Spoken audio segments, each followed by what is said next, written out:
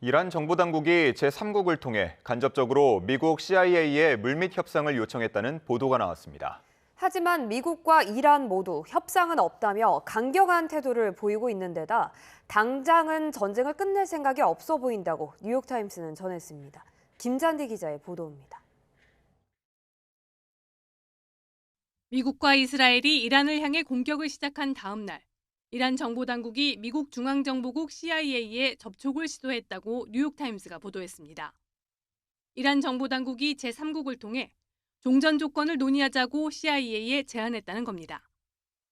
뉴욕타임스는 익명의 중동 그리고 서방 관료들을 인용해 이같이 보도했습니다. 다만 미국 측은 트럼프 행정부와 이란 모두 당장 전쟁을 끝내고 외교적 퇴로를 찾을 준비가 돼 있는지에 대해 회의적이라고 설명했습니다. 또 이란의 제안이 진정성이 있는지, 특히 이란의 지도부가 붕괴된 상황에서 이들이 실제로 협상 권한이 있는지 의심하고 있다고 전했습니다.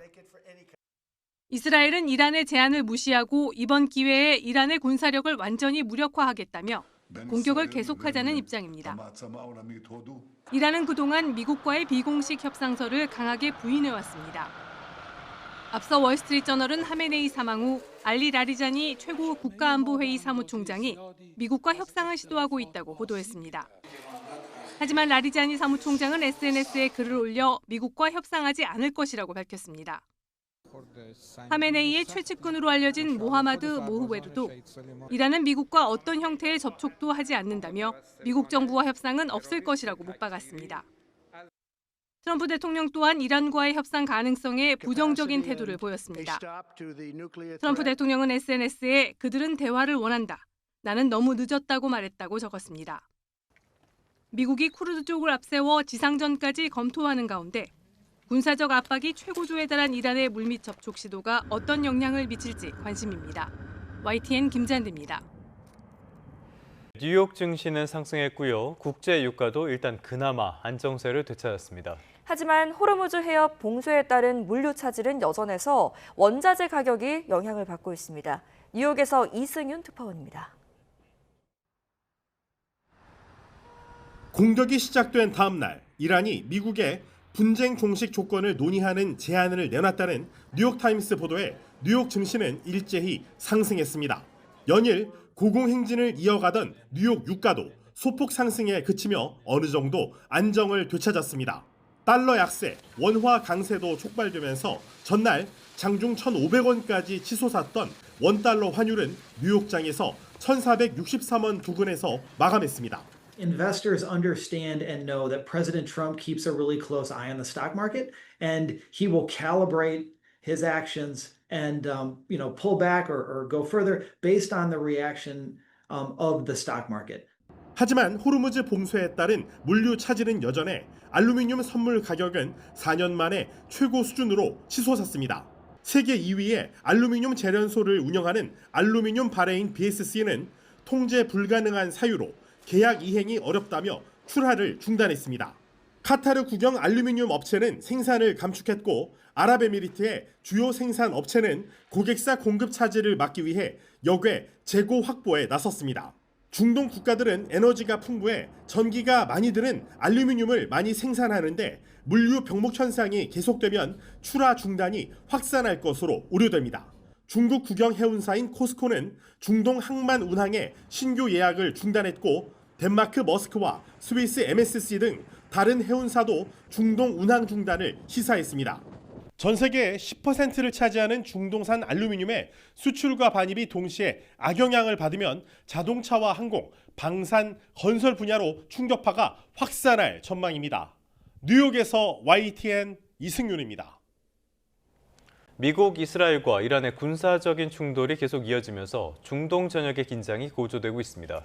미국이 공격 수위를 높이자 이란은 중동 내 모든 군사 경제 기반 시설을 파괴하겠다고 위협했습니다.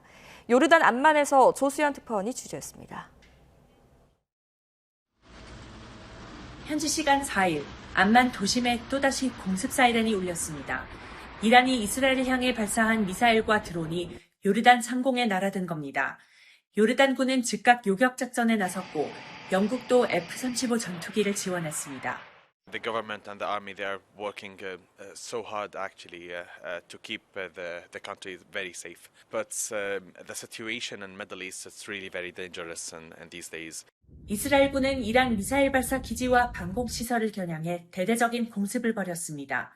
핵무기 부품을 비밀리에 개발하는 곳으로 추정되는 이란의 지하 핵시설도 정밀 타격했다고 밝혔습니다.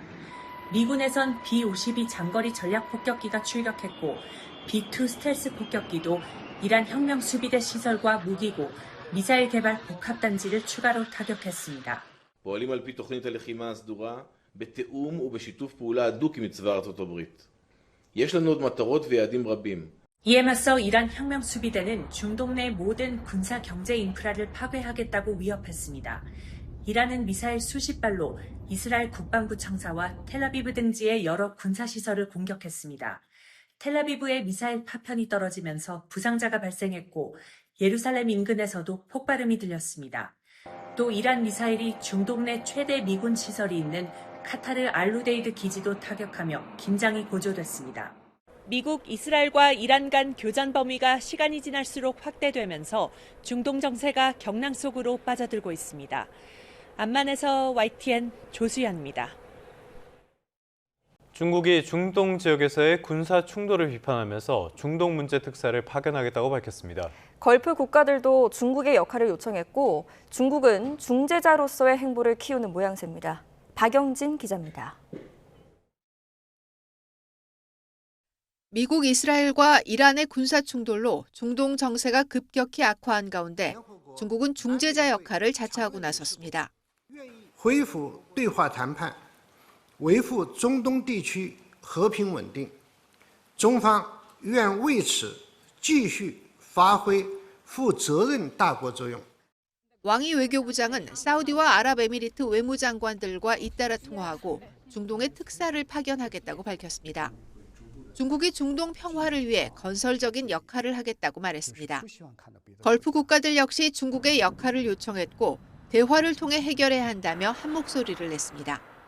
This conflict between Iran and the United States and Israel could only be resolved on the negotiating table. There is no other way. 미국이 전쟁에 나선 사이 중재자로서 역할을 키워가는 중국은 군사 행동을 규탄하면서도 딱히 실질적인 대응에 나서지는 않고 있습니다. 특히 미국이 최근 2달 동안 중국과 특별한 관계를 유지해온 베네수엘라와 이란의 지도자를 잇따라 제거했지만 역시 비판 성명이 다였습니다. 여기엔 중국의 실용주의적 계산이 깔려 있다는 분석입니다. 현재 중국의 최우선 과제는 이란이 아닌 미국과의 관계 개선이고 미중 정상회담을 앞두고 미국과의 긴장 확대를 원하지 않는다는 겁니다. 일부 전문가들은 또 미국이 중동에 깊이 개입할수록 인도태평양 지역에서 중국을 견제할 여력이 줄어든다는 점을 중국이 전략적으로 활용할 가능성도 있다고 보고 있습니다. YTN 박영진입니다. 중동 위기가 심화하는 가운데 그동안 두바이에 발이 묶였던 우리 골프 선수들이 어젯밤 무사히 귀국했습니다. 한때 영공이 폐쇄될 정도로 상황이 악화하며 선수들과 가족들 모두 마음고생이 적지 않았습니다. 박정현 기자가 현장을 다녀왔습니다. 몸짓만한 골프 가방을 끌고 입국장으로 들어온 앳된 얼굴. 발을 동동 구르며 기다리는 엄마를 찾고서야 환하게 웃음 짓습니다. 딸을 품에 안은 엄마도 겨우 안도의 한숨을 몰아쉽니다. 집에 가고 싶어. 두바이 인근에서 전지훈련을 하던 우리 골프 선수 10여 명이 이란 사태로 급히 귀국한 겁니다. 선수들은 지난달 28일 이란의 공습이 시작된 뒤 즉각 훈련을 중단했습니다. 이후 숙소에서 몸을 숨겼지만 수시로 곳곳에서 폭발음이 터져 나오고 식사 도중 머리 위로 미사일이 다닐 정도로 상황은 엄중했습니다. 하늘에서 이게 뭐가 계속 떨어지는 거? 빨간색 같은 게 뭐 몇 번씩 계속 날아다닌다거나 그런 것도 꽤 봤었고 경찰차랑 이제 뭐 구급차 이렇게 가는 거를 보긴 봤었어요. 다행히 이란의 포화가 쏟아진 두바이 중심가에서 1시간가량 떨어진 곳에 숙소가 위치해 있어 직접적인 피해는 없었습니다. 하지만 시간이 갈수록 숙소 근처에서 파편이 떨어졌다는 목격담이 나오는가 하면 폭격 소리가 점차 가까워지는 아찔한 순간도 있었습니다. 소리 약간 펑펑 터지는 소리 나면서 마지막에 좀 났었어요. 오기 전날? 이틀 전? 그때쯤에 차오로 약간 소리가 크게 들리고. 두바이 영공이 막히면서 예정된 귀국 일정이 수포로 돌아갔을 때는 한국에 있는 가족들까지 함께 마음 졸여야 했습니다. 힘겨운 시간 끝에 선수들은 운항을 재개한 여객기를 타고 한국으로 돌아왔습니다. 계속 들여다보고 있었어요. 네. 뜨는 것마다 다 예매하고. 근데 그러다가도 계속 취소되고 했었으니까 저 원래 어제까지만 해도 못 올 줄 알았는데 다행히 운 좋게 올 수 있어가지고 좋습니다, 지금.